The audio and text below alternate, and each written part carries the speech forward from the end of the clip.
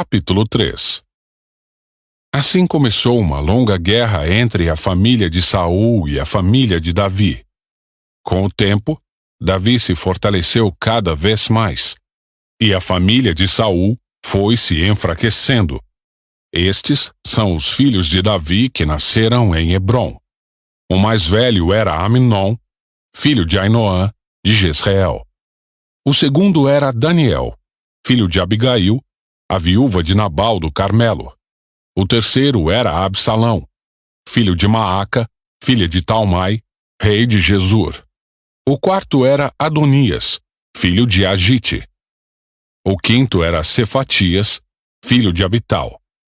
O sexto era Itreão, filho de Eglá, esposa de Davi.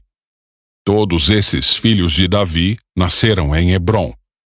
Enquanto continuava a guerra entre as famílias de Saul e de Davi, Abner se tornou um líder cada vez mais influente entre a família de Saul. Um dia, Esbozete, filho de Saul, acusou Abner de ter relações com uma das concubinas de Saul, uma mulher chamada Rispa, filha de Aiá. Abner ficou furioso com as palavras de Esbozete. "Por acaso sou um cão de Judá para ser tratado dessa maneira?" gritou ele. "Depois de tudo que fiz por seu pai Saul, e pela família e os amigos dele ao não entregar você a Davi, minha recompensa é ser acusado por causa dessa mulher? Que Deus me castigue severamente se eu não fizer por Davi tudo que o Senhor prometeu a ele. Tomarei o reino da família de Saul e o entregarei a Davi. Estabelecerei o trono de Davi tanto sobre Israel como sobre Judá, desde Dan ao norte até Berseba ao sul." Esbozete não se atreveu a dizer nem mais uma palavra, pois teve medo do que Abner poderia fazer. Então Abner enviou mensageiros para dizer a Davi: "Afinal, a quem pertence esta terra? Faça um acordo comigo e eu o ajudarei a conseguir o apoio de todo Israel." "Está bem", respondeu Davi, "mas só farei acordo com você se, quando vier para cá, trouxer de volta minha esposa Mical, filha de Saul." Davi enviou a seguinte mensagem a Esbozete, filho de Saul: "Devolva minha esposa Mical, pois eu conquistei o direito de me casar com ela com os prepúcios de 100 filisteus." Então Esbozete mandou tirar Mical de seu marido Palti, filho de Laís. Palti a seguiu até Baurim, chorando ao longo de todo o caminho, até que Abner lhe disse: "Volte para casa." E ele voltou.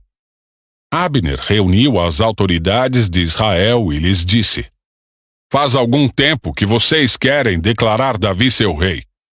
Chegou a hora de agir, pois o Senhor disse: Escolhi meu servo Davi para livrar meu povo Israel das mãos dos filisteus e de todos os seus inimigos." Abner também falou com os homens de Benjamim. Depois foi a Hebrom para dizer a Davi que todo o povo de Israel e de Benjamim tinha concordado em apoiá-lo. Quando Abner, acompanhado de 20 homens, chegou a Hebrom, Davi os recebeu com um grande banquete. Então Abner disse a Davi: "Deixe que eu vá e convoque uma reunião de todo Israel para apoiar meu senhor, o rei. Farão uma aliança com o Senhor para que reine sobre eles, e o Senhor governará sobre tudo que seu coração desejar." Davi se despediu dele e Abner partiu em paz. Contudo, logo depois que Davi despediu Abner em paz, Joabe e alguns dos soldados de Davi retornaram de um ataque, trazendo muitos despojos. Quando Joabe chegou, foi informado de que Abner, filho de Ner, tinha acabado de visitar o rei, que o havia despedido em paz. Joabe foi até o rei e perguntou: "O que foi que o Senhor fez? Por que deixou Abner escapar? O Senhor conhece muito bem Abner, filho de Ner. Sabe que ele veio espioná-lo e descobrir tudo que o Senhor anda fazendo." Então Joabe saiu da presença de Davi e enviou mensageiros para alcançar Abner. Eles o encontraram perto do poço de Sirá e o trouxeram de volta, sem que Davi soubesse. Quando Abner chegou a Hebrom, Joabe o chamou para um lado, junto ao portão da cidade, como se fosse falar com ele em particular. Então apunhalou-o no estômago e o matou para vingar a morte de Azael, seu irmão. Quando Davi soube o que havia acontecido, declarou: Juro pelo Senhor, que eu e meu reino somos para sempre inocentes desse crime contra Abner, filho de Ner. Que essa culpa permaneça sobre Joabe e sua família. Que em todas as gerações da família de Joabe nunca falte um homem que tenha fluxo ou lepra, que use muletas, que morra pela espada, ou que tenha de mendigar o alimento.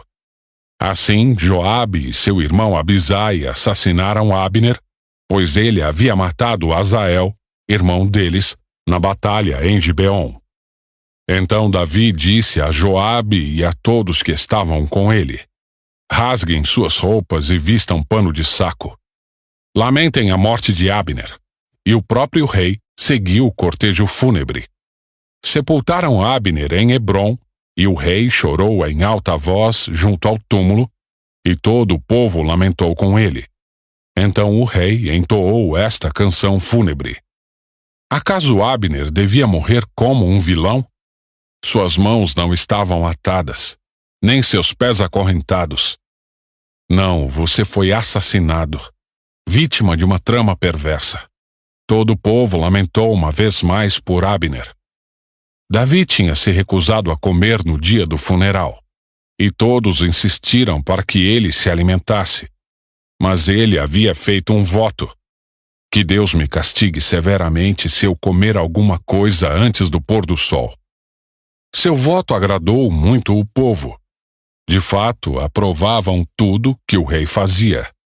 Assim, todos em Judá e em Israel entenderam que Davi não era responsável pelo assassinato de Abner, filho de Ner. Então, o rei disse a seus oficiais: Não percebem que um grande comandante caiu hoje em Israel? E embora eu seja o rei ungido, esses dois filhos de Zeruia, Joabe e Abisai, são fortes demais para que eu os controle. Que o Senhor retribua esses homens maus por sua maldade.